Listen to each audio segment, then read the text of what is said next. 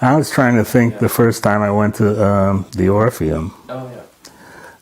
The one story I remember specifically about the Orpheum, I think I was going to see one of the African films he was showing, and for some reason the print hadn't shown up, and I made the trip down to Fells Point, and he was showing, it's something I probably never would have gone to see, even though it got decent reviews, was the Baz Luhrmann Romeo and Juliet with Leonardo DiCaprio and Claire Danes.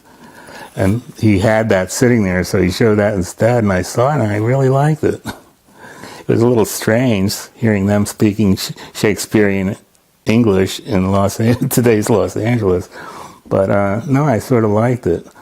But I used to go there. I saw a lot of, he would show African double bills and a lot of stuff. It was the only one of two theaters that I went to that used rear projection. And they both had to do it because the theaters weren't very deep. The other one, I think, was Theater 40, St. Mark's or something. It was on the east side in New York. It was the weirdest shaped theater, I remember, but you could only see a little hot spot in the middle of the screen where the projector landed. But it's not ideal. It's the only thing George could do, and you get used to it after a while. But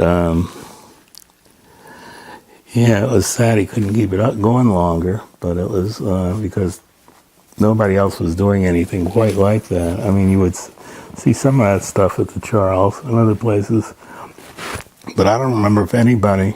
We owned a couple of those African films, but I don't know or leased them, I think, Mondavi, but I don't think people were showing them. George showed them. But we don't always have the same taste, George and I.